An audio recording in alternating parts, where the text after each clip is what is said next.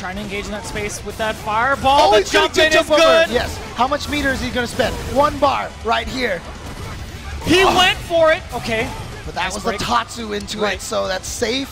Oh, he tried to get in there. Ooh. Momochi, One more no time. confirm on the He single. gets And it! the The kick. roundhouse thunder kick from Chris Tatarian, eliminating Echo Fox Momochi. And he's gonna be going up against Storm Kubo momentarily. Man, but what a win for Chris Tatarian. You can see the look on his face, how much that win means to him.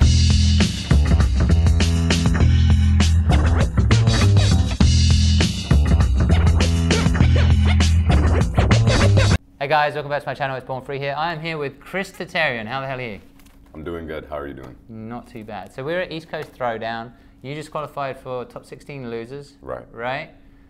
Which is good. Right. It is. Bit of a relief, right? Yes, definitely. So by the time this comes out, you guys will know what will have happened. Let's jump into that actually. Capcom Pro Tour, you're at about 700 points, I think. What do you need to do right now? Is the attitude just win everything you can? The attitude is absolutely like win everything that I can, get as many points as I can, because I'm sitting in such a weird spot right now. A lot of people are telling me like, oh, you're fine, you qualified, but I'm looking at the leaderboards and it can go any direction at this point. Like anybody that's in 20, I would say my position, from 22 down, it's a nightmare because there's still 3 more premieres left. In terms of like the Brazil premiere, there is a Latin American and North American, all before the regional final. Right. And anything can happen at that. So I'm a little comfortable that, you know, if I do not perform well, then I just leave it to God at that point, because there's nothing else I can do. I did my best this year. So yeah, I'm trying to win as much as I possibly can. Okay. Well, by the time this interview comes out, I'm sure there'll be another tournament on the horizon. Right. Right. There's a lot of tournaments now. A lot of them happening very fast. You seem more focused this year. Is that because college is over and you got more time? Like, what's going on with you at the moment? So I just graduated college finally. Congratulations. Thank you. After 5 years, and. You know, I don't want to like say that college was holding me back, because that's a thing of its own that you need to devote your time to. So I'm glad that I was able to finish it and do what I needed to do, and now I can put a little more time into Street Fighter for sure. Because I don't want to say that college was holding me back from Street Fighter, you know, because I was going to college for a specific reason. So if anything, me balancing both of them was a very, very difficult thing to do. Street Fighter was holding me back from college. College was holding me back from Street Fighter. Yeah. So it was just constant conflict with like what I need to give my time to. And there was times where I had to give more time to school, which it suffered in my Street Fighter. And then there was a lot of times where I gave more time to Street Fighter and it suffered in my school in terms of like grades and having time to study, et cetera, et cetera. So I'm just glad that I'm over with that. And I got my degree, so. What's your degree in? Chemistry. Chemistry. Oh wow. Right. Okay. Chemistry is like one of those things that I feel like people either get it or they don't. Yeah. Like, I mean, yeah, I'll just say that. Yeah. Yeah. I mean, I think it's not that bad. I think like bio is probably harder. Okay. I think chemistry was definitely easier than bio. So, but yeah, I'm still happy with it, and hopefully I can put it to work in the future for something. Originally, I wanted to be a dentist, but I definitely don't want to be a dentist anymore. No? Why? What put you off that? I just felt like I'd be wasting my time, to be honest. Like I feel like I have a lot more potential than just working a job like that. I want to do more, you know? Okay. I want to do more. And that partly, I don't want to say partly actually, that is mainly because of the fame that I've had with Street Fighter. I've had a little taste of fame. I've had a little taste of that type of lifestyle, even though it's not as big as, you know, like musicians or something like that. Yeah. I've definitely had a little taste of fame, and I don't see myself living a lifestyle that would kind of like take it away from that. You know what I'm saying? And that brings its own mental burdens and things like that. Okay, so does that mean you still got a lot to think through at the moment in terms of like where you want to go, or are you thinking Are you thinking, I want to stick with Street Fighter for as long as I can? See, at the moment, my plan was, okay, I graduate from school and then I'll give time for Street Fighter. For a year to 2 years, see what happens with my life, see if it's sustainable, see if I can actually accumulate a lot of money and save up money within the next how many years that I do just Street Fighter. Yeah. And then once there's a point where I feel like it is no longer sustainable or stable, right? Yeah. Then I would start looking into my future career. What I would want to do. But I already have some sort of like idea of what I want to do with my life. Okay. All right, well, we won't delve too deeply into that because sorry, so I didn't no, don't apologize at all. I think it's really interesting, but it's also something we could spend all day on, because that life is, those are some big decisions. Absolutely. So you recently won Never Give Up, which was the Chile ranking event, right? You came third at SoCal Regionals. You've just explained that you've got a lot more focus, particularly because you've got, I guess, more time and the ability to. It's hard focusing on things. It's really hard to focus on college and Street Fighter. And so the next 2 years, you're going to see what happens, basically. All right. Well, let's go. Instead of going into the future, let's go back in time instead, right? Let's go back to little Chris T, right? So my first memories of you, I guess, like within the FGC, is Street Fighter 4, right? And I remember thinking, like, there's this guy, Chris T, and he plays a shoto, and he's one of the few people in America who I consider to be doing pretty well with a shoto, right? So the reason I'm sort of setting it up this way is because I have something I want you to talk about or like analyze or something. Yeah, give me some thoughts on. So let's start off with like. Let's start off with you. What was your first sort of fighting game? How did you get into fighting games? How did that start? What was your first fighting game? My earliest memory of fighting games, my brother had came home. He had the Sega, and he got Street Fighter 2 on it. I think it was Hyper Fighting. I'm pretty sure it was Hyper Fighting. But I'm a kid. It was a Champions Edition. Maybe one of them. I can tell you, it was definitely Champions Edition. Is it? Yeah. Okay. Well, I think they had a Hyper Fighting. They might have had a Hyper Fighting version within it, but it was called Champions Edition. Okay, for sure. I was a kid. I'm thinking like I was like maybe 3 years old, 3, 4 years old. I'm not sure. And this was like the game had already came out. Street Fighter 2 had already been out. This was just the first time that I had seen it. And what sparked all of this was the fact that I wanted to play Ryu. And I specifically remember I wanted to play Ryu. My brother, because he's the older brother, did not allow me to play Ryu. And he said, since I'm your older brother, I'm going to play whatever character I want. And I want to play Ryu. You don't get to play Ryu. And I was brilliant. like, I still remember this. Being a little kid, I still remember. This is one of like the only memories that I have being that young. So I was like, okay. And I just went directly down and Ken was there. And I was like, okay, I'm going to play Ken. I don't remember what happened afterwards. I'll fast forward to maybe I was about 8 years old, but during that time, I had seen Tekken in the arcades and Mortal Kombat. And I was a fiend for Mortal Kombat every time that I got a chance to play it, like Mortal Kombat 3. And Shiva was my favorite character. I know it's weird, but just the up, down, and she just goes up. Okay. That was just really cool to me. So you were attracted to the moves. Right. I was very attracted to, yeah, let's say the moves. All right, let's do this. And I watched the Street Fighter 2 animated movie at my brother's friend's house. And I was like, oh man, like, I remember this. We used to play Street Fighter. Dude, Ken is so sick. Like in the movie? By the way, am I allowed to cuss? Yeah. Okay, I was like, Ken is so fucking sick. Like, this is a sick character. And just a lot of Street Fighter 2, that movie, like, it revolved around Ken a lot. Yeah. Did you spot Akuma? Huh? Did you spot Akuma in that movie?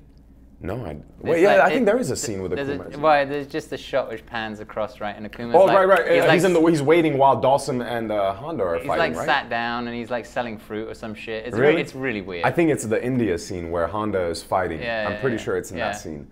But anyway, so past all of that, I, every now and then just played like whenever I would go to the arcade or something, I'd play a fighting game, but it didn't mean anything to me. It was just always a part of my life. Okay. And I I fast forward to my 14th birthday, and Street Fighter 4 had just came out. So I saw my friends on Xbox Live playing it. I was like, man, this is the new Street Fighter. Like, I want to get it. And I was sick and tired of Call of Duty. I was so sick and tired of Call of Duty. Yeah. Always the one that's on top. Homies are not coming through. Your teammates are not coming through. Are you good at that game? I'm pretty good at Call of Duty. I'd like to think so. COD 4? COD 4, yeah. I was really good at COD 4 and Modern Warfare 2. That was crap. Modern Warfare 2? Yeah, they were. It was an addiction. Even 3 was like, they were broken, but I loved them. Yes, absolutely. So I decided, you know what, let me just give this game a shot. Okay. Go to Best Buy, I pick up Street Fighter 4, go back home, and I picked it up only to play it with my brother. Only. Sibling rivalry. Sibling rivalry. Yeah. And I kid you not, and like I say this, I'm going into detail with this because this is so important. Yeah. When I was in Best Buy, I saw the game, and I know it's gonna sound weird, but I heard a voice inside of my head, and some sort of like magnet attraction to only that game. I saw like tunnel vision, and I only saw Street Fighter 4. And everything inside of me was telling me, you need to buy this game. You need to play this game. You need to buy this game. And it was just over and over and over. My brother brought PES, Pro Evolution soccer game. Yes. He was like, bro, let's play this. I was like, all right, fine. You know, as my older brother, I want to play. Yeah. I go to the cashier, and I'm like, everything is just pulling me back. You know what I'm saying? Pulling me back. So I'm just like, Dad, like, I don't want this game. And he gets angry. He's like, what? I tell you, you get one game, and now you're wasting my time. So I'm like, oh my God, I'm running. I get the game, and I go back, and I buy it. And bro, I'm like, the relief that I felt, it felt like I just made one of the best decisions of my life. Yeah. Okay. And I did make the best decision, one of the best decisions of my life. And it's crazy, but it was like divine. It was almost divine, because it set forth everything in my life. Yeah. I am here because of that moment, you know? Yeah. And I'm very grateful for that moment. I heavily think that God was talking to me to buy this game because I've experienced God through my experiences with Street Fighter. Right. We could get into that. That has all philosophy, you know, it's very philosophical and everything like that. But yeah, that's what made me buy the game. And I just fell in love with it. I just fell in love with Street Fighter 4. That was by far like my first love. My first love. Yeah. I'm talking like girls are in the picture, whatever, I don't care. I was like, I need to go home, I need to play Street Fighter, I need to get better, I need to be the best. And that's what... Oh, you had that, I need to be the best? Yes, absolutely. Where does that come from? I wanted to be the best Ken player, immediately. Where did that come from? I don't know. Was that in everything? I'm a competitive person, you know? It's always with you? I was very competitive with Call of Duty. Yeah. But I was like, nobody else is going to be the best Ken player. Like, nobody, I don't care who you are, I'm going to be the best. Well, you weren't even involved in the FGC though. No, I was 14, I just picked up the game. And you were like, I'm going to be the best Ken where? Immediately. In your house? In the world? In the world. I just wanted to, like, I was like, if anybody plays me, I'm going to be the best Ken. Nobody's going to play, like, I wanted to beat other Ken players more than anything. Right. And that's what started it. What really made me go into, like, delving into the community and everything is because I don't know how I stumbled upon it. I was just somehow, I think it was on Justin TV or something, I watched EVO Grand Finals of Daigo versus Justin. Oh, and I was like, dude, what in God's name is this? This is so That's one of my favorite matches. Bro, I was like, this is absolutely insane. This game is ridiculous. There's people getting paid for this. There's hundreds of people. There's thousands of people watching right now. Like, yo, what is going on? I was like, I want to be there. I want to do this. I want to travel. I want to, you know. So it literally was just like dopamine kicking in. Okay. Yeah. So that's what set her forth. And then you ended up at like a local arcade. Like how did that then translate into like FGC? All right. Let me explain. The way I got into the FGC, you know, Filipino man. Mm-hmm. We used to play online together. He hit me up randomly. He said, hey, there's this guy from Victorville where you live. His name is Brent. Brent, okay. You guys should play each other. He plays Balrog. And I was like, all right, for sure, I'll beat him, whatever. Brent bodied me. Brent was bodying me. Yeah. And I was like, you know, I'm a kid. I'm fucking getting angry, whatever. Yeah. Find out Brent lives 2 minutes away from me. Literally 2 minutes away from my house. And in my head, I'm like, man, this is opportunity for me to get better. Now I can play somebody without online. That's an amazing at that age, that's an amazing. That's the first thing that I thought about. I need to play this guy like over and over and over and over and over again, just so I can beat him. You know, because clearly he's better than me right now, and I don't like that. I want to be better than him. Okay. You know, we're talking to each other online, and then I'm like, you know, he invites me out to a session, to a Street Fighter 4 session where all the friends get together at a house, whatever they play. I asked my parents, no,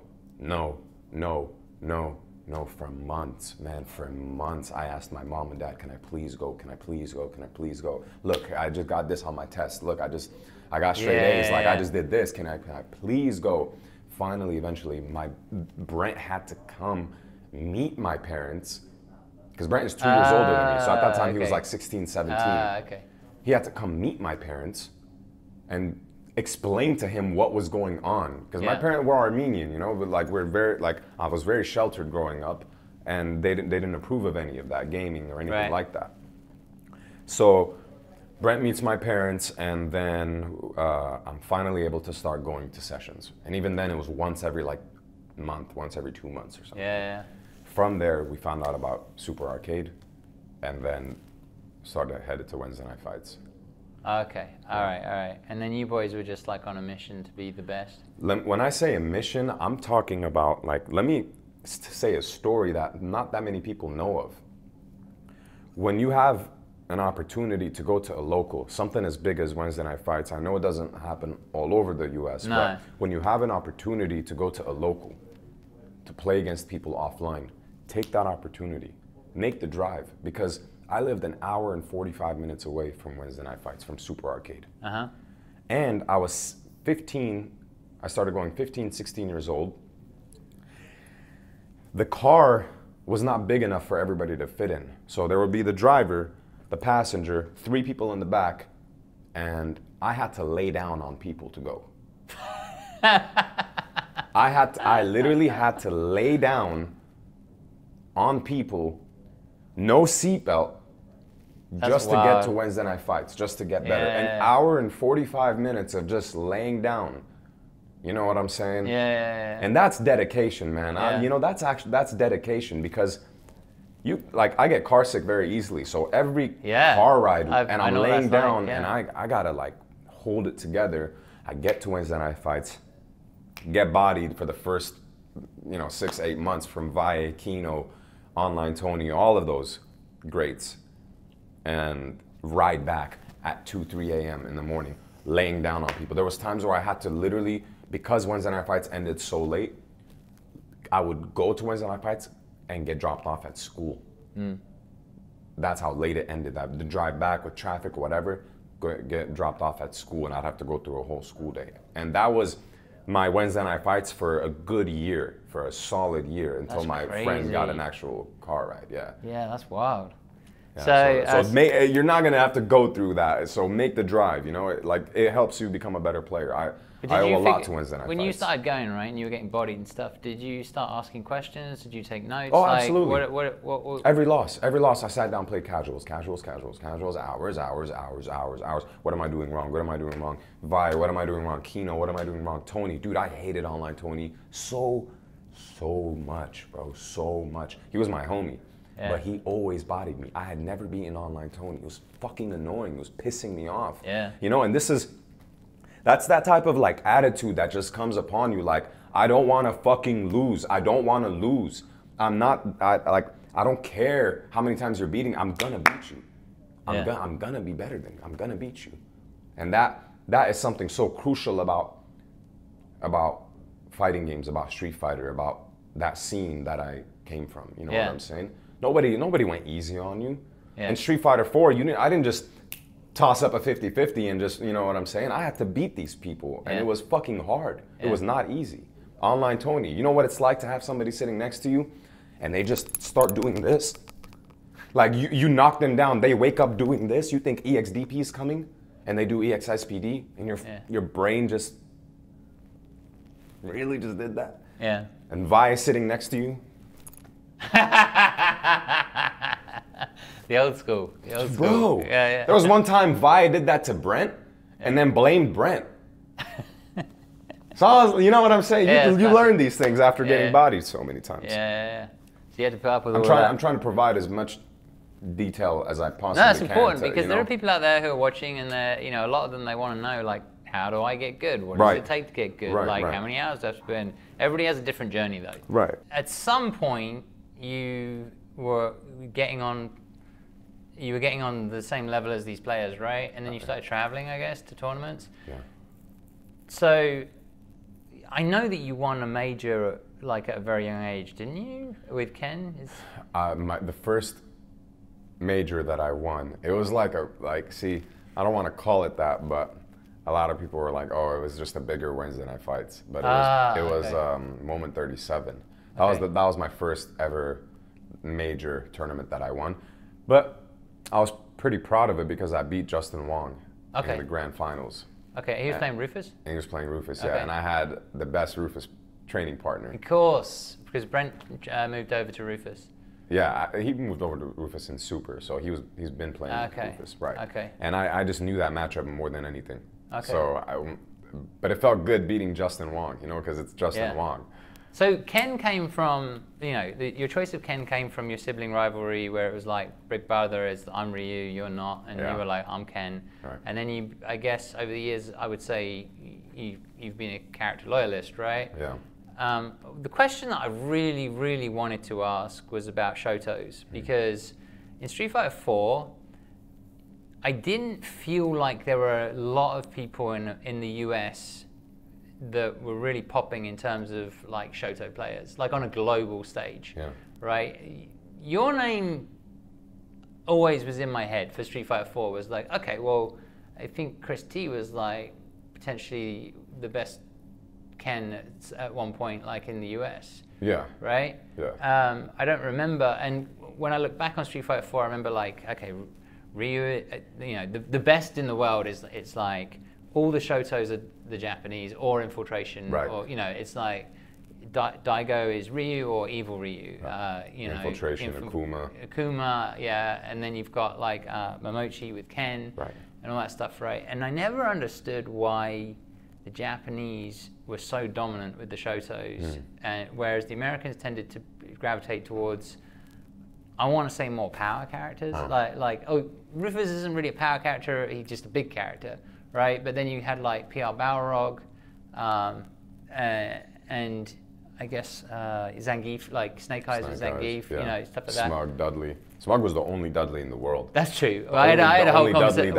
I I did a whole interview with him about that. That was very interesting. Yeah, that was crazy. But do you have any thoughts on why there was not as many shotos shotos in the US? I think besides myself and XSK Samurai, because he was a Shoto loyalist, he was a Ryu loyalist. I'm trying hard to think about like another Shoto player that went to tournaments and stuff like that from American. I mean, I got to give a shout out to my boy Lucan. He was my Shoto training partner. Okay. So yeah, I got to give a shout out to him. I think that in Street Fighter 4, the way that the Shoto played, like Ryu and Ken, even Akuma, it was so focused on control. Okay. You know what I'm saying? Like, Shotos had control in Street Fighter 4.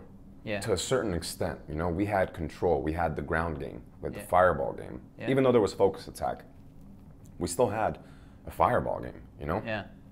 Not every character had a V skill that goes through fireball. No, Not every character had a way around fireball Yeah. except for jump.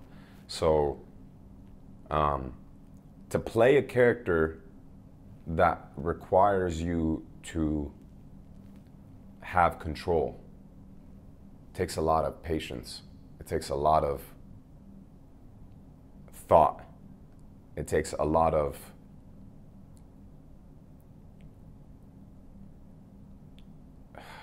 I'm trying to find the right words.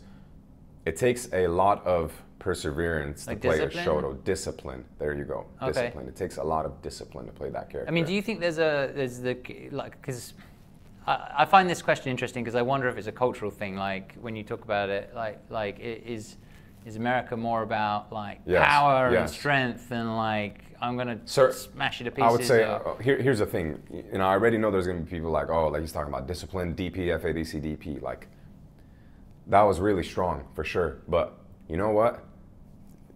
Let's make Shoto strong. It's not like the Shoto strong is not like the Ibuki strong. It's not like the Mika strong. It's not like the, you know what I'm saying? It's not like that. And there was a punish for the DPFADC finally in the Ultra, which was Yes. it was correct for them to do Yes. that. It was too godlike. It was too broken. Yeah. But anyway, I find that whenever I do play Japanese players, even in Street Fighter 4 or now, they are so much more disciplined on making a mistake.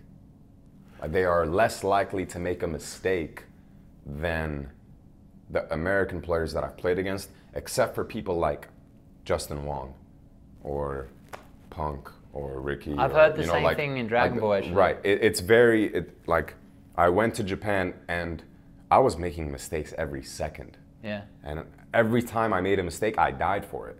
So I'm like, damn, I am unable to make a mistake, not even a one mistake. Yeah. I would only hit Gachikun after my life went to 20%. Right. You know what I'm saying? Yeah. And he had 100% every time. Yeah. And that's what I'm saying. It's that discipline of like, they're so focused on the game and they're so focused on do not make a mistake because if you make a mistake, you will die. Right.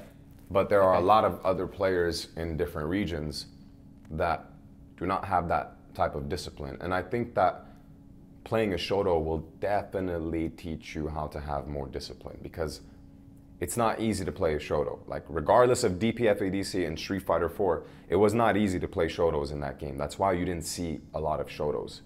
You just didn't see a lot of Shotos, except for when Evil Ryu came out and Evil Ryu was broken. Right. I don't even consider Evil Ryu a Shoto actually, because that character just played like a dive kick character almost. It was just one, you know what I'm saying? Like that character was just a powerhouse.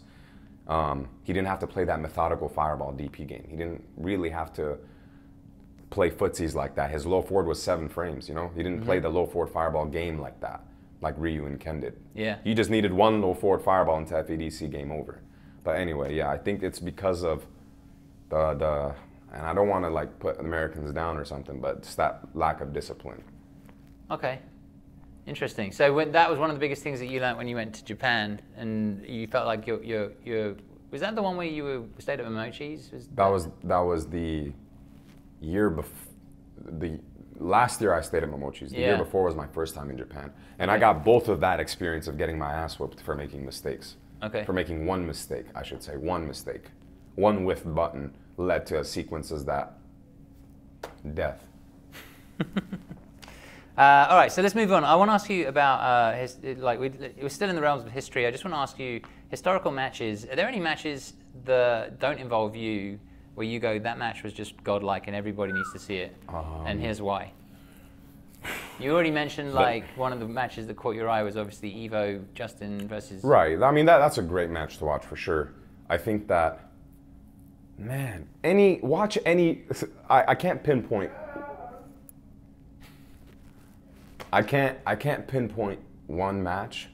However, I could probably name like 2 or 3. One of them would be Snake Eyes versus Cien. Yeah.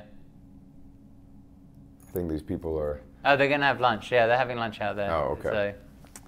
So we just got to power through. Right. Snake Eyes versus Cien would be one of them. Which one? Which at one? Evo, where he killed him with. I don't want to ruin it for anybody that hasn't seen it, but it was at Evo. I think 4 years ago. Oh, Street Fighter 4. Street Fighter 4 was a Street Fighter 4 match. I think that Punko versus Daigo was an amazing one as well. Yeah, that was amazing. Punko versus Daigo. That had my mind blown. That was my first Evo, by the way. Okay. That was my first Evo when I was seeing that happen, and I was like, this game is the greatest thing in the world. Yeah. Everybody. That was so hype. That was so hype. And like the Latif run, everything. Any Bonchan match. You watch any Bonchan match from Street Fighter 4. Bonchan was my favorite player.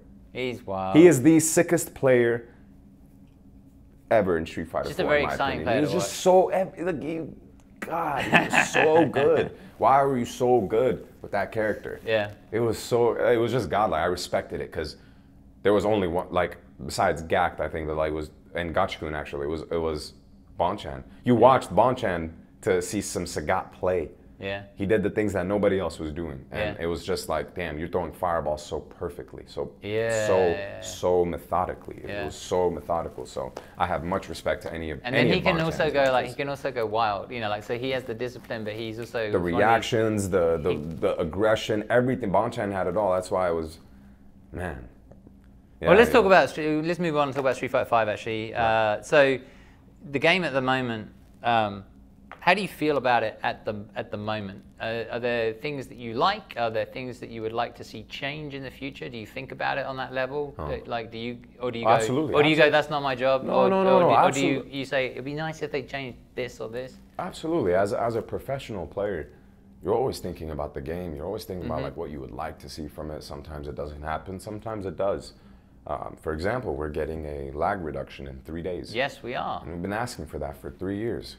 How do you think that's going to affect the game? I think it'll affect the game heavily in terms of making it more consistent for top players. Okay. I think that it will be a little better in terms of like, man, now I can react to certain things. Like, nobody's still going to react to dashes. You're going to still see people. I'm still going to be dashing. Sure. But I probably won't be getting away with runs as much anymore. Right. You know what I'm saying? Yeah. And people that are just whiffing so many buttons in neutral are probably not going to get away with it as much anymore, depending on how much the lag is reduced. That has a huge impact. That has a huge impact on the game. Just from a top player's perspective, when you're playing against somebody at any given moment, you might get crush countered, or he's just cami players whiffing 3,000 low medium kicks. I'm terrified. I'm terrified because I cannot contest it. I cannot punish you for making a mistake. You know what I'm saying? So that lag reduction will heavily, I think, benefit the top players. Alongside that, I think that the game right now is better than before. I think it's less volatile, even though you still die in 2 hits. It's less volatile. I hate the 50-50s. I absolutely despise the 50-50s. Even if Ken has any 50-50s or any, I just don't like 50-50s like that. You know, like, I don't like the situation where, okay, activate V trigger, or something happened where the opponent has to now heads. God, I lost. You know what I'm saying? Yeah. Next situation right afterwards is usually another tails. Nope, I lost again. Okay, there goes the round. No matter the amount of work that the player put in, it's immediately negated by a 50-50 situation. And I know that there was 50-50s in other Street Fighters as well, but this game, for some reason, everybody can agree that it's the most cancerous in this game. It's the most heartbreaking in this game. Yeah. Because you cannot, there's no defensive options. And your defensive option gets crush countered. Like, oh, people, oh, the DP, you have a DP. Bro, I'm losing 60% when I get hit, when the opponent blocks a DP. You know what I'm saying? And if I hit him with it, I'm doing 120 damage, 140 damage. It's nothing. It's nothing. So I don't like the 50-50s and how easy it is to get a 50-50. It's so easy to get a 50-50 in this game. Mika has a V trigger. You know 100% she's going to slide V trigger or down fierce V trigger. And because of the lag in the game as well, and because you're unable to control certain situations, you will just block it. You will just hold the dash slide V trigger. Is he going to command grab or not? It doesn't matter because Nadeshko is going to hit me anyway. You know what I'm saying? There's certain situations that top players are unable to have control of, and I don't like that. You know, I think that if you put a certain number of hours and certain number of hours into the game, and your mind is better than your opponent's mind, then I shouldn't lose because I'm not losing because you outthought me. I'm losing because I flipped the coin, because you flipped the coin and I guessed wrong. And that doesn't make somebody who has devoted so many hours and so much thinking and mental stress into the game to have to deal with that, you know? And that's just my personal problem with the game. No, yeah, I get that. So if they could, in the future, you'd love to see potentially a defensive option added? Or yeah, 100%. Add some more defensive options, please. Okay. Please. Okay. All right, so let me ask you about Ken. So where's Ken right now? Is he? Do you think he's weak? I mean, realistically speaking, you know, do you think people? A lot of people complain and say he's weak. Is he that weak? Is he? Okay, well, when it comes to a lot of people complain, everybody points at me for Ken complaining, you know? That's true. That's So that's kind of why I don't even say anything, and people say like, oh, okay, here comes Chris, you know, like I'll be spitting facts, like these are actual problems, you know what I'm saying, that the character has, and people will be like, yo, he wants to teleport for Ken. I'm like, I've never said that. If I ever say anything about the character, But where do you place him right now? I would place him mid-tier, Okay. higher mid-tier. I would say that he's. Can he get the like, job done? Or is this game like it's only ever going to be dominated by 5 characters? He can get the job done, not consistently, and if all the stars are lined up perfectly, and you've prayed a couple of times, and your opponent really screws up. But however, there's the 2 out of 3, and Ken is very strong in 2 out of 3. 2 out of 3, okay. Right, so he can get it done. Yeah. Right, he can get it done. But it requires a lot more than what everybody else is rewarded with for how they're playing. So the top 5 will continue to dominate unless something is changed. But look at how many Ken players there are. Yeah, well, even Momochi just recently started playing Ken again. Yeah, he was at Colleen, wasn't he? Right. Yeah. And he just recently started playing, but he hasn't done anything. Yeah. Since the past 2 tournaments that he's played. Absolutely. So it's not like the characters are, oh, go ahead, pick him up, go ahead, do run, do overhead, and get punished for it, or you know what I'm saying, have inconsistent combos, and let's see. So the character is good, but he has a lot of flaws. A lot of flaws. What's with the? I mean, I know you have a pocket Akuma, right? Right. You never thought about like just moving away from Ken? Nah, because it's weird. I mean, again, it's weird, but I feel like I'm here right now. I'm in the position that I am because I've played Ken. Okay. So there is that character loyalty, but there's just that comfort.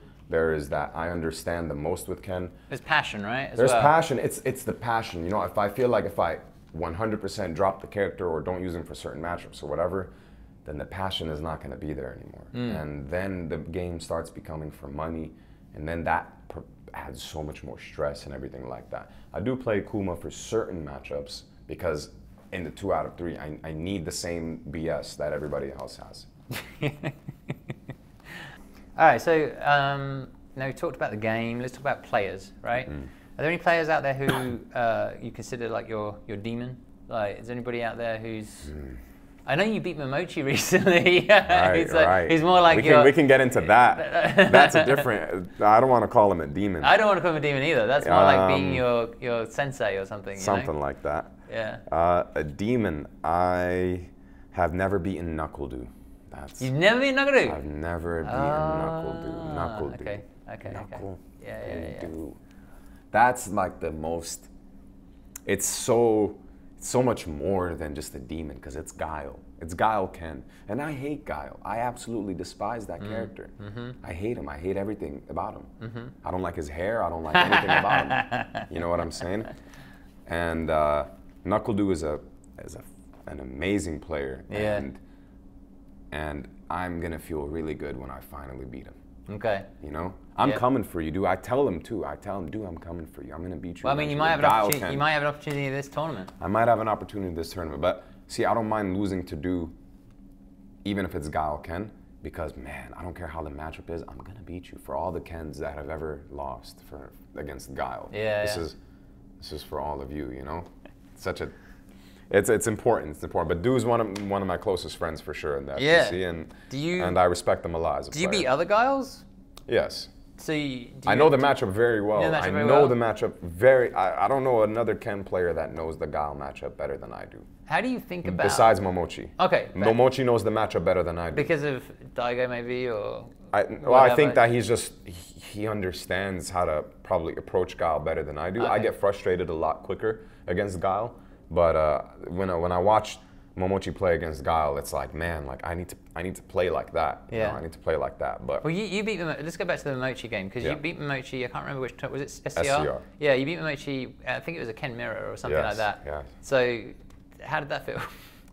You know, I went into that top 8 kind of like I don't really care, you know, because he had beaten me with Colleen the previous tournament. I was like, he's gonna pick Colleen again, and he's gonna probably beat me. I don't really know the matchup that well, but I'm gonna just do my best. You know, like at that point, you're in top 8, you're gonna get 100 points. I was in like a loser mentality. I was like, man, like, you know, this is gonna. You could see my face when I go up on stage. I'm just like, I'm just gonna go in and do my thing. You know, I was trying to be confident. But I was like, I'm about to deal with this. I was there though. There were people who had your back. They were like, I think Gustavo was there, and that was in the Kubo match. Okay. But yeah, I mean, Gustavo was there. He was helping me. We were training for Colleen and everything. Neon as well. But the second he went to Ken, I got so hype. I was like, yo. Why'd he go to Ken? Let's go. Why'd he go to Ken? Because it was anime. It was passion. It was more than the. It was more. It was more than this. You know, it was more than the points. It was more. It was. This has been a battle. For 10 years, you have waited for this moment. You know, and I was like. So Momochi, you think he picked Ken? Do you think he picked Ken to fuck with you, or you picked Ken out of respect? And he respect. So it was like, all right, let's do this. You know why? Let's do the Ken mirror. You know why? Because when I was at his house, we were going even. Oh, okay. Yeah. There was a stream where he bodied me like 10-3, and then I beat him 5-1. Okay. But we were playing at the house. Yeah. And we called each other free many times. Yeah. You know what I'm saying?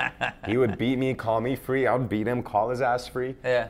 So I think it was more respect, you know? And I don't think it was like I hate it when people say, oh, who's the better Ken player? Or like, oh, Chris is the better Ken player now, which I don't think many people say also that. Mirrors are a bit but weird the mirror match doesn't work that way. No, however, I agree. However, it's not just a mirror match. It's a shoto mirror match, and it was fucking so that match was special awaited. to you. I've waited 10 years for that match. I waited 10 years to play Momochi Ken on the big stage, where everybody's watching. Yeah. It meant so much to me, and I think he knew that. You know what I'm saying? Yeah. And this was one of the main things when I talked about I want to be the best Ken. Yeah. You know, it was those things that I was thinking about. Like I saw Momochi play, I was like, well, those are the milestones. I can't even hate on Momochi right now. This is how I need to play. You know, growing up, I used to watch the guy so many hours. Wow. So many hours. So this was a very special moment. That's probably the most meaningful victory that I've had. I was going to ask you about your proudest moment, and it sounds like you've just answered it. So yeah, absolutely. That was meaningful. It's interesting. I think people's own milestones are actually an interesting subject because it's never what you expect. It's always like, well, what's your proudest moment? You know, was it winning Evo? It's never it never is. It's always like, no, I beat this guy in this arcade or whatever, and it's just like, and it meant this much to me. That's Street Fighter, man. That's fighting games. It's not the money. It's not like, don't get it twisted. It's not like, it's not always about the money. It's not always about winning the grand prize. It's about the passion. What, you know? Yeah. Oh, you're not better than me. Yeah. You know? Yeah, absolutely. So yeah, that was my proudest moment for sure. It meant a lot. Yeah. So on that note, in regards to players themselves, is Momochi your favorite player of all time? Or do you have somebody else, you got some other names? I would say it's a tie. And I'll only say this, it's a tie because Momochi is my favorite player and because he's a Ken player and I've always wanted to play as godlike as he is with Ken. But Bonchan is my favorite player because he's the sickest player that I've ever seen. In terms of like the decision making, in terms of like how he plays, it oozes passion. You know what I'm saying? Like the way Bonchan plays, and I respected that so much. And I also say that because I played him at NCR. I won the first game. This was back in Street Fighter 4. And I was like, man, I'm about to beat Bonchan. And he literally only beat me with Fireball DP afterwards. And that weekend, I was like, this is the sickest player of all time. Like, he literally only beat me with Fireball DP. I'm saying only imagine losing to only Fireball DP, only Tiger uppercut. I was like, I gotta give respect to that man. You know what I'm saying? Like, and just watching him play, he's godlike. So I would say it's a tie. Bonchan and Momochi are my favorite players. Okay, well, those aren't too bad as far as favorite players go. Those are pretty good ones.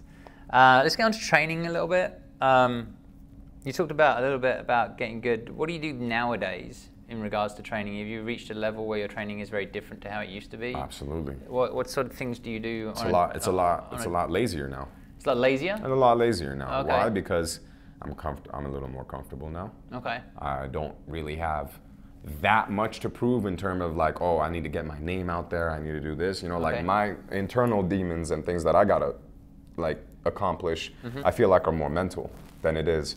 I need to sit here and do this combo. I need to sit here and figure out the setup or something like that. Because, you know, you're also playing Street Fighter V. It's not really that lab heavy.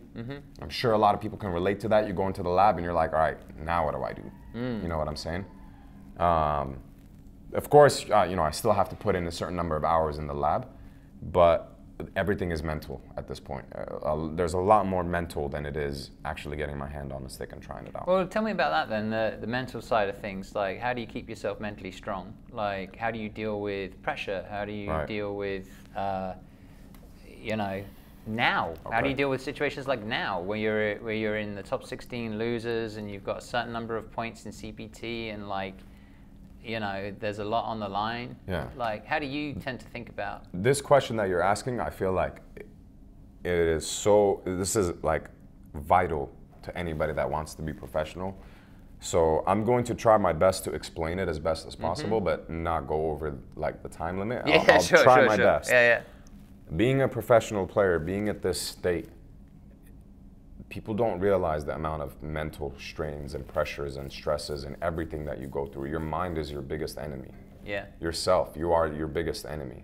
And you have to overcome all of that in order to achieve greatness. All of the doubts, all of the, man, I'm about to play this player, I'm gonna lose. All of the moments where your heart is beating like crazy at the last second and you have to be clutch. You have to be clutch. So I feel like there is a survival instinct that is naturally within us as humans that comes about when we are in situations like that in fighting games, where there's two things that can happen. One, you can succumb to it and you can be weak and lose.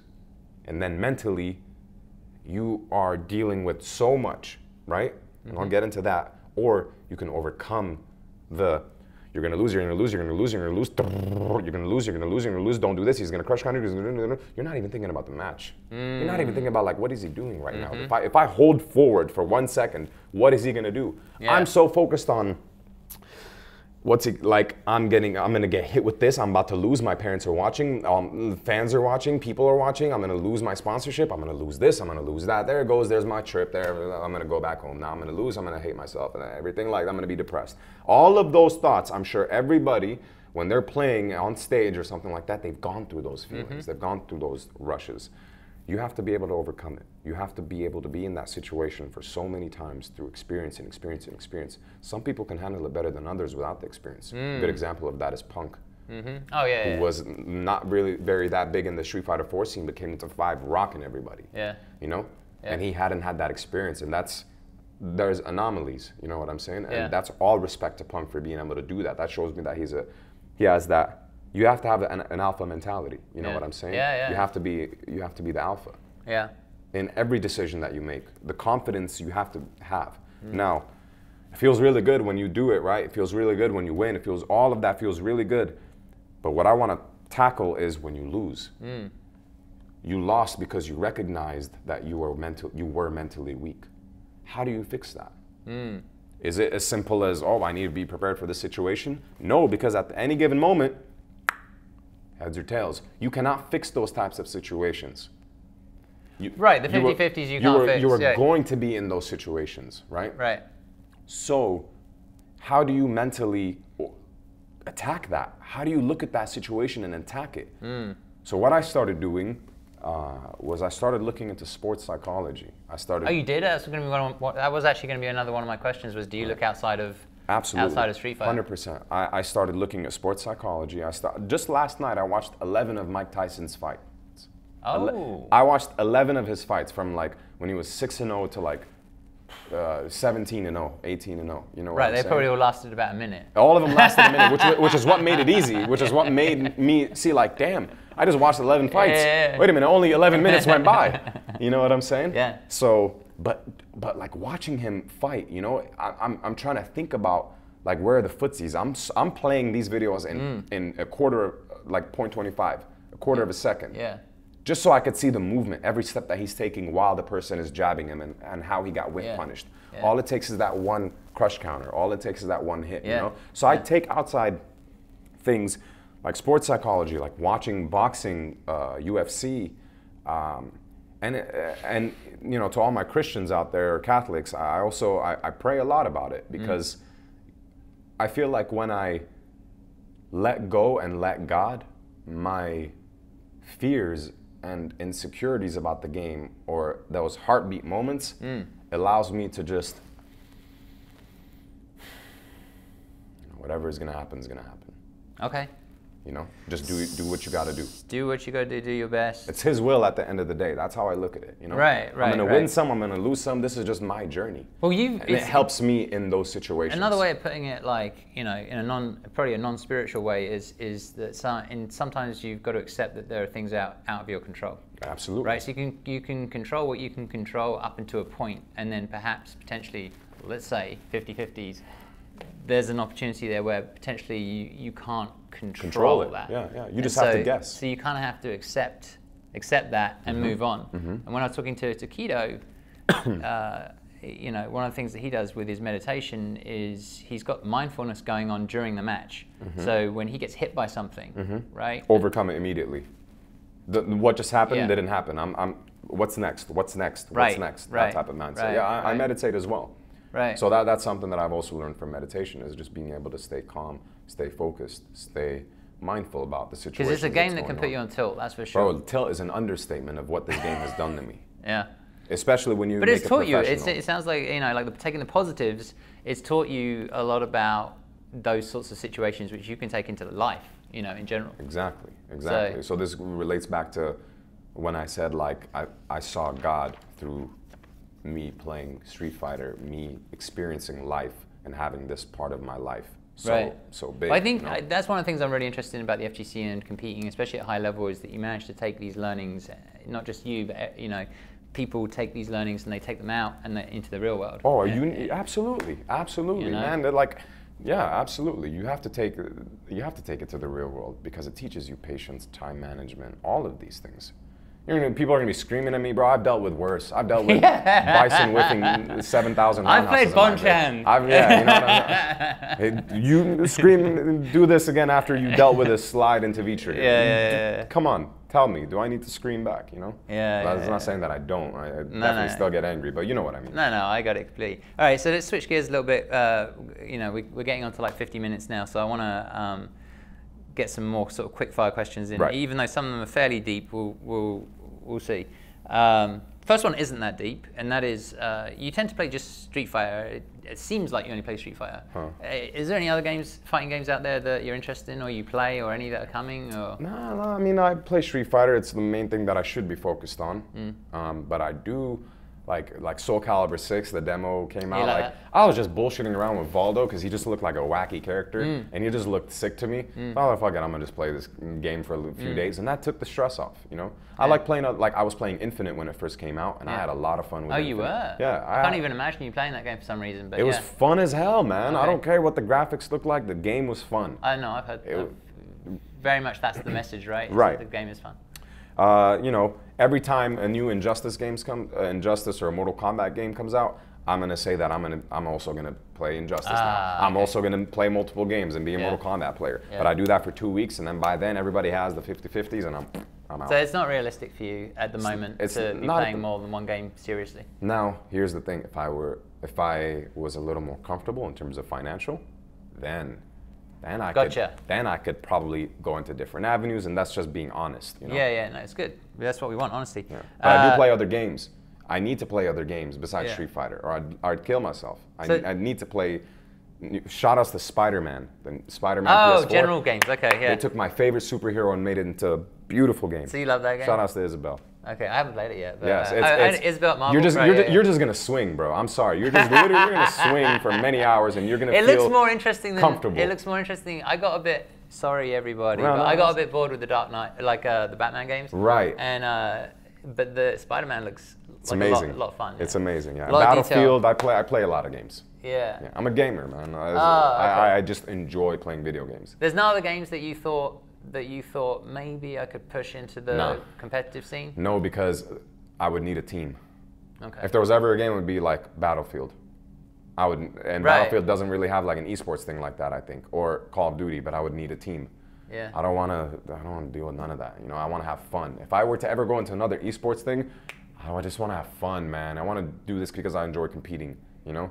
And Street you Fighter like- is you just like- so much you- more to me. And you like the singular nature of Street Fighter, Yes. in that you don't have to rely on anybody else. It's just you. Yes, because that has brought all of the mental, all of that. Okay. That has helped me grow as a human.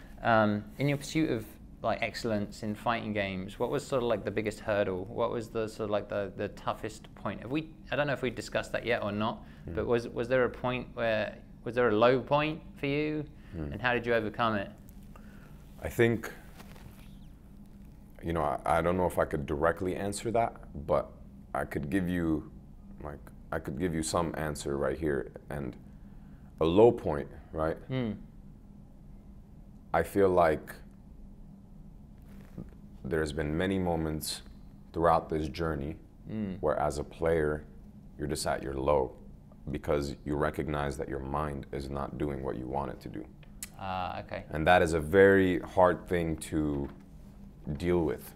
Why am I not getting better? Why am I not learning? Why is this like, why am I losing the same way every single time? Why did I whiff this button? I know I told myself don't do this. This, over a long period of time, can put you in this like negative mindset, you know what I'm saying? And it can really cause you to start doubting all the decisions that you're making. Is it really worth it for me to put this much time in the game? Is it really worth it for me to neglect my schoolwork? Is it really worth it for me to travel when I'm exhausted? I'm there for 3 days and then bada bing, I lost and I'm gotta go back home, gotta explain to my parents, gotta do all this, and you know what I'm saying? I think that as a player, you go through so many lows, not just, I'm sure everybody's had that like that one low, and Well, that's life, right? that's life. There are times in life where things just, you're not at your best and you can't, sometimes you can't unpack it. You don't Right. really know why. Right. You don't know what's going on. You're just like, you know, on top of like not being at your best, perhaps you have a couple of unlucky things happen and what have you. So, all right, so more general, It's more general, you know, like I wouldn't say that there's a moment in my Street Fighter career where I was like, you know what, like this is the lowest I've ever been, and I'm just gonna be done. You know But what I'm saying? you just basically, you just, I don't let my brain get to that. No. I don't let this happen. Yeah. You know? Yeah. If any negativity comes, I'm gonna rise above it. Okay. I'm going to fight it. I'm better than that. Yeah. I'm not average. I'm So not you'll recognize the negativity and you'll see 100, it you for have what to it is. recognize, yes. It's gonna drag you down. Yeah. It's, what is it gonna do any benefit? Of course you're gonna still lose, whatever, it's part of the game. Yeah. Live life, do other things as well. So there's a part, do other things as well. That's actually a good one. That's Do my other biggest things as well. advice. From this, that's my biggest advice. Do other things as well. Do other things. Don't as well. ever just play Actually, Street on Fighter. that, because that is my next question, and sort of one of my, I've got maybe 4 more questions, but like, I mean, what other things do you do? Like, what sort of stuff are you into? I love music. I love music. I love to literally just listen to music. That puts me out of everything. Okay. And I like making music in terms of like writing lyrics, expressing myself. You know, Brent and I jam. Like he plays the guitar really well. Yeah. I like to sing.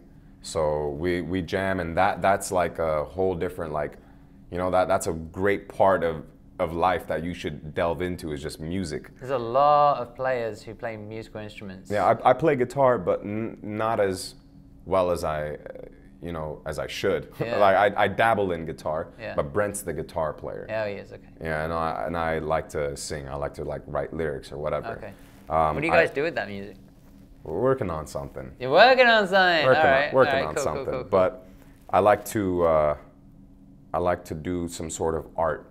I was never really the imaginative, creative type of person growing up. I was more like math, books, all of that. But I started really getting into like editing photos and making them look a certain type of way, like putting my vision out there, you know, because it helps. It's me expressing myself. That's what fighting games are. Exactly, right? It's all about self-expression. Exactly. So the more things that I do that helps me express myself, I think that's a good one. Yeah.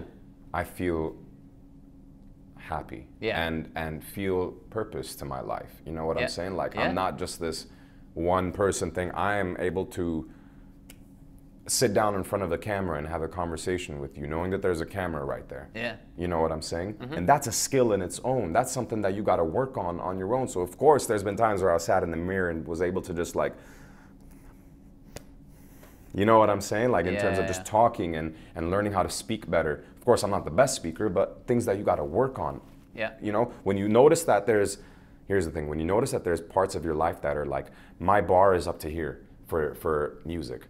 My bar is up to here for art in terms of like drawing or creating whatever. My Street Fighter skills are up to here. Yeah. My communication skills are a little better. Yeah. My social awareness and being in front of a crowd, being able to talk to people, not having really social awkward moments like that because I've overcome those and learned how to get past those. Up to here, you got to work on these bars, fill them up. Fill up every single bar that you can that helps you express yourself and just will make your life easier and better. Right. You know what I'm saying? Don't Yeah, ever yeah. when you notice like a weak point of your life, work on it. Because that weak point is usually in correlation with fear. You know what I'm saying? I couldn't speak in front of a classroom 3 years ago. I couldn't speak in front of a classroom 3 years ago. My communication skill, I was,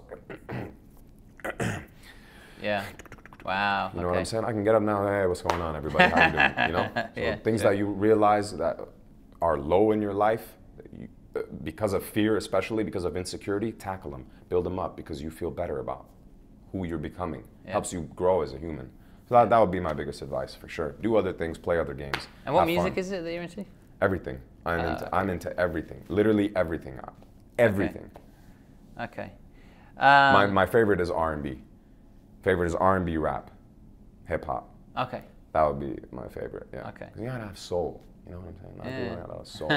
Gotta light the candle. But Actually, I was going to I'm ask sure you. you know what I'm we talking talked about. a lot about I don't want to say hardships, but we talked a lot about like positivity and all that sort of stuff. Yeah. I mean, when you're trying to be positive, or you find yourself in a situation where you're not thinking straight, do you have like a quote or a saying or like a mantra or something that you go back to? I pray. Oh, you pray? I pray Okay. because God saved me so many times in my life.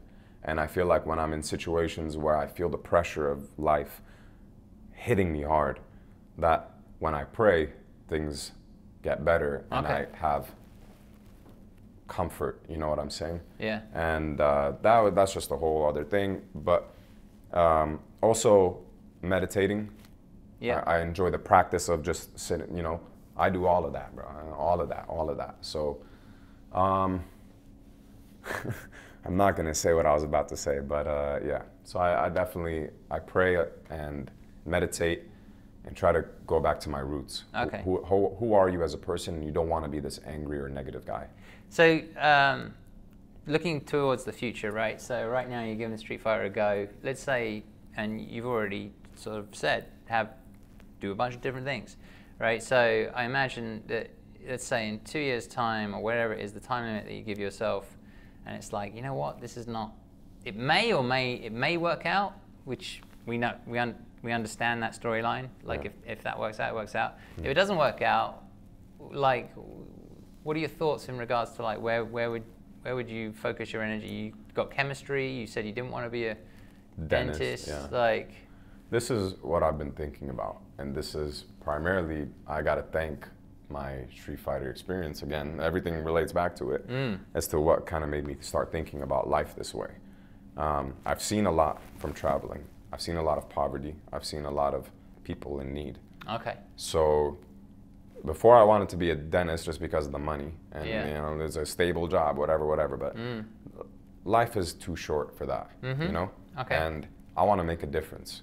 okay, I already make some sort of difference with like when people say like, oh, like I watch you, you know, like Yes. you're Ken, Yes. I play Ken too, you know, I love that. I really Yeah. love that. And Yeah. that makes me very passionate about what I'm doing. yeah, When it comes to the world, I want to be some sort of environmentalist. I want to be able to protect the planet. okay, I want to be able to help people all over the world. yeah, Like, I would say like an example that was like Peace Corps or something like that. You know, Yeah. I really want to help people because there's so much pain in this world, and I want to be able to help somebody that's going through pain, you know? And Yeah. that could go, that's a very philosophical conversation that we could have. But I think that I started thinking that way because of, you know, you're traveling and then you get to, let's say, stay with somebody that's a player and you get to see their living condition. yeah, Then you're just like, damn, bro, like, you don't even have a hot shower. Right. And then you go back home and it starts getting you into your thoughts about like, what is the purpose? What are you doing on this planet for and everything like that. So I feel like travel my purpose does that. is to... That's one of the amazing things about being a pro player is you got the opportunity to travel. Travel really, really changes matures you immediately. You can sit here and you can watch the media and you can see what their take is and like America versus the world and all this shit, right? And wherever, like England versus the world, whatever. But once you travel, you know, I obviously I live in another country. Right. And it's like, you know, I still have my friends back home who are like, oh, aren't Americans like loud and this and that and the other, blah, blah, blah. And it's just like, you know what? People are actually kind of all the same, like all over the world. They just want to get on with their lives, you know? They want to survive. Everybody needs help. They want to do well. They want to do this, want to do that. And they say travel broadens the mind, but travel gives you an opportunity to understand that you don't need to be scared of other places. Like you start to understand that, like I said, people have similar just goals. like you. They're just like, exactly. Yeah, they're just like you. And I feel like I've been so blessed in my life, like beyond blessed. I don't deserve these blessings, so I need to give back into the world. And you know, I just feel like, I mean, I know it's a little like tree hugger type of thing to say, but I really feel like, especially with today's world and like climate change and all of that. So these are things that I've just been thinking about a lot more as of recent. And, you know, I'm still part of the problem and I want to be able to fix that. So.